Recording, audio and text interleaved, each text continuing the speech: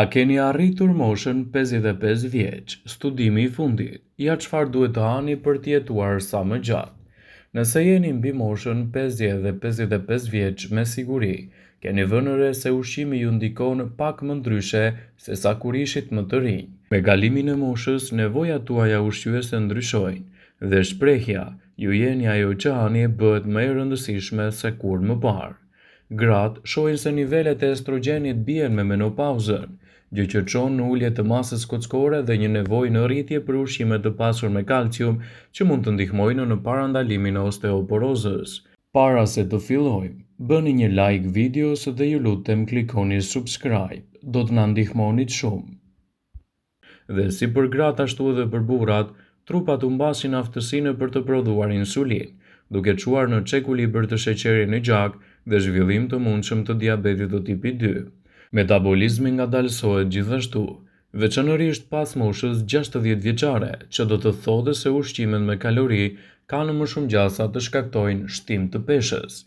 Dietologët sugjerojnë se njerëzit mbi moshën 50 vjeçare duhet të ndryshojnë gjithashtu edhe dietën e tyre ushqyese. Duhet të përfshini në dietën tuaj produkte sa më të shëndetshme, të freskëta dhe natyrale, të cilat do t'japin rezultate fantastike në mbrojtjen e shëndetit tuaj, gjithashtu edhe në përmirësimin e cilësisë së tij. Erëzat si majdanozi, shafrani ose rozmarina duhet të jenë në krye të listës suaj. Për shkak se kripa mund të kontribuojë në presionin e lartë të gjakut, doktoresh Nina Blackman, një mjeke në New York, sugjeroi konsumin e kripës sa më të pakët që të jetë e mundur. Në vend të kripës, ajo rekomandohej t'i shijoni ushqimet me erëza, kryesisht të shtoni majdanozin, shafranin ose rozmarinën. Kështu do të evitoni problemet që natriumi i tepërt do të shkaktojë në trupin tuaj. Kjo do të jetë një mundësi e shkëlqyer për të përmirësuar gjendjen tuaj imunitare, gjithashtu edhe për të evituar dëmet që kripa mund të shkaktojë në organizmin tuaj. Dëmet që kripa mund të sjellë në trupin tuaj pas moshës 50 vjeçare janë të larta, duke filluar që nga hipertensioni deri te problemet e zemrës. Prandaj, në vend të saj, shtoni edhe erëzat e shijshme. Një tjetër produkt sipas ekspertëve, të cilën duhet ta keni me patjetër në dietën tuaj, janë edhe fasulet. Sipas nutricionistes Tara Tamaino, fasulet janë një nga ushqimet më të shkëlqyera për njerëzit mbi moshën 50 vjeçare. Fasulet janë një burim i shkëlqyer i fibrave, të cilat përmbajnë edhe proteina me bazë bimore. Fibrat janë lëndë ushqyese kryesore të cilat janë të mira për shëndetin e zemrës, në menaxhimin e sheqerit të gjakut dhe kontrollit të peshës, të cilat janë edhe në vështirësi më të madhe pasi të kaloni këtë moshë. Gjiza është një tjetër produkt shumë i rëndësishëm i cili duhet të jetë pjesë prezente dietave tuaja. Në rast se nuk e keni dëgjuar, gjiza po bën një rikthim të madh, citon Tamaino. Është një opsion i shkëlqyer sidomos pas të 50-ave. Ky ushqim proteinik është gjithashtu një zgjidhje e shkëlqyer pas çdo vakti të ditës, dhe ju jap lëndët ushqyese të cilat i keni shumë të nevojshme pas kësaj moshe. Zarzavatet me gjethe jeshile janë një tjetër produkt shumë i rëndësishëm të cilat duhet i keni pjesë të dietave tuaja. Zgjedhni nga zarzavatet tuaja të preferuara me gjethe, Tamaino sugjeron spinaqin, lakrën jeshile, madje edhe brokolin. Këto perime janë të larta në fibra, gjithashtu edhe me hekur magnez, kalium dhe kalcium, të cilat janë të gjitha vendimtare për shëndetin e zemrës. Zarzavatet me gjethe janë gjithashtu të ulta në karbohidrate dhe kalori, duke i bërë ato një shtesë të shkëlqyer për dietën nëse po përpiqeni të menaxhoni peshën dhe sheqerin në gjak. Frutat e pyllit gjithashtu janë mjaft të rëndësishme. Të gjitha llojet e manave, duke përfshirë luleshtrydhet, boronicat dhe manaferrat, janë të mbushura me përfitime shëndetësore për njerëzit mbi moshën 50 vjeçare.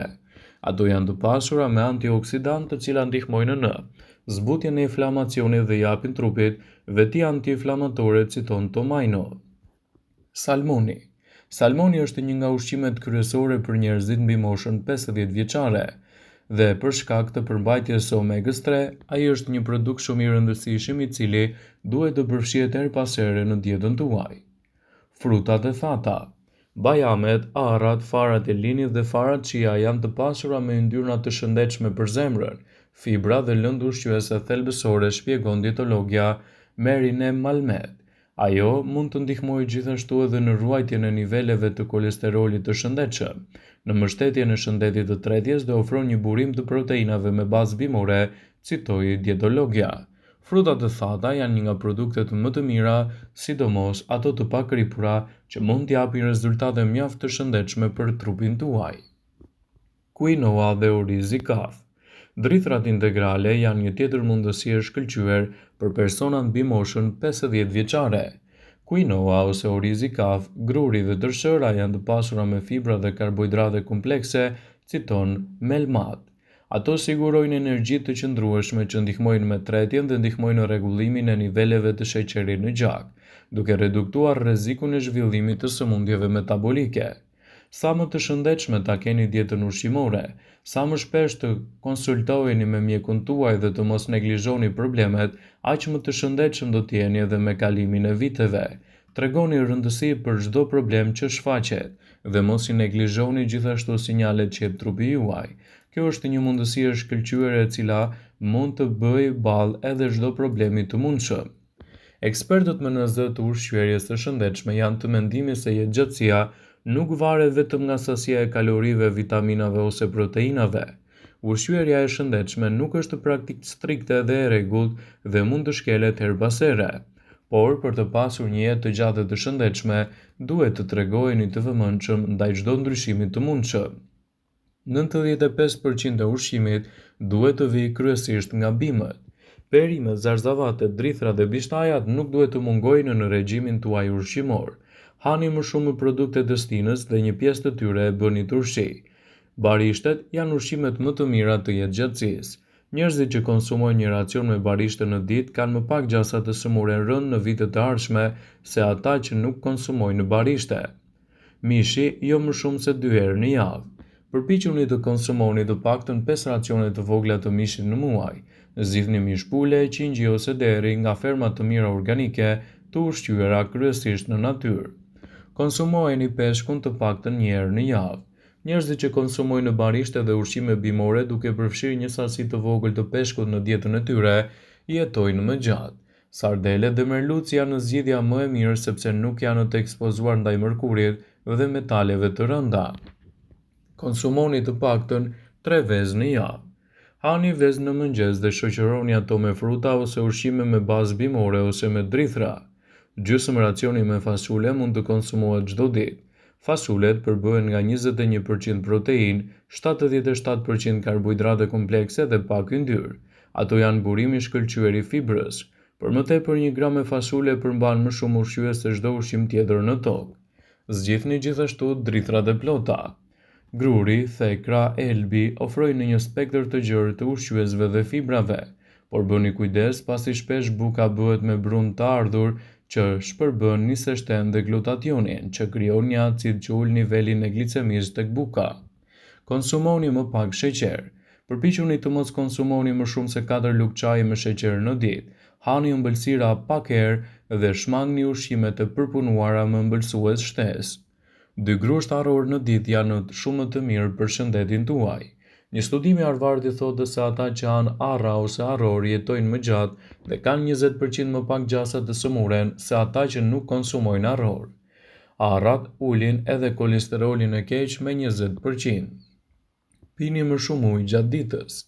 7 deri në 8 gota ujë në ditë ju hidratojnë dhe ulin rrezikun e mpiksjes së gjakut. Nëse pini ujë, keni më pak etje dhe pijet të ëmbla dhe të gazuara duhet të eliminohen. Gjithashtu, pini çaj jeshil.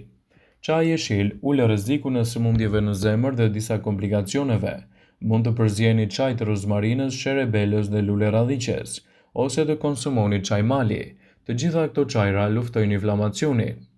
Studiuesi shpjegojnë se pirja e kafes, por në sasi të kufizuar, do të ulë rrezikun e sklerozës dhe Parkinsonit.